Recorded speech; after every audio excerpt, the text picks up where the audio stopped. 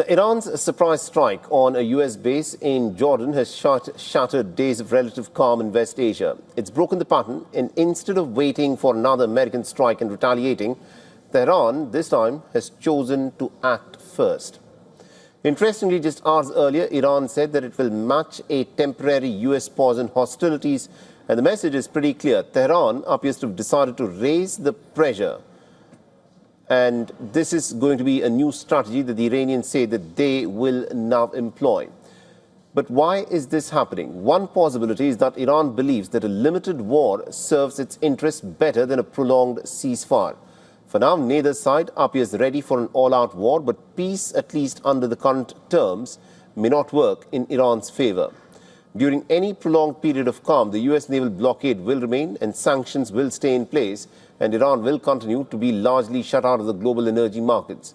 Meanwhile, Saudi Arabia, the United Arab Emirates, Qatar and other major energy exporters could gradually return to normal exports, while Iran remains economically isolated.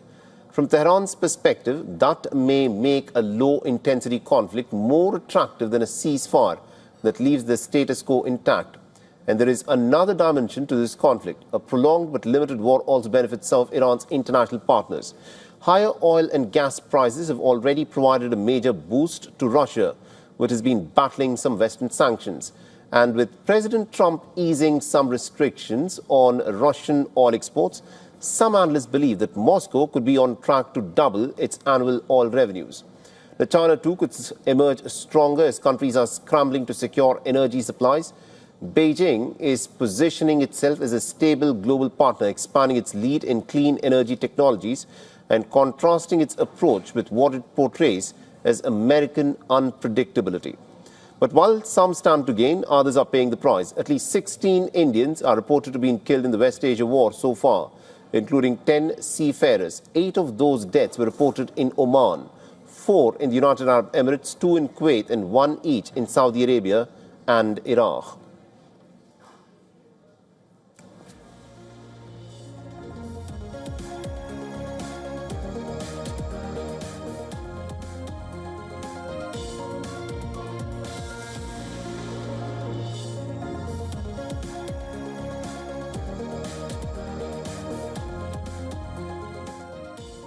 And earlier we spoke with Mr. Chris Doyle, who is the Director of Council for Arab-British Understanding and the current lead spokesperson for Cabo on this issue. Listen to what he had to say. What we have seen is this sort of on-off war ever since the major element of this war came to a halt, where sometimes there are American strikes, sometimes there are Iranian strikes, that Iran is also calculating here that making a cost to the United States, inflicting an economic penalty, will push it to its advantage in any talks, that it constantly has to remind the Trump administration that a failure to reach an agreement, a failure to get that sanctions relief that Iran requires, is not cost-free at all. For all the latest news, download the WION app and subscribe to our YouTube channel.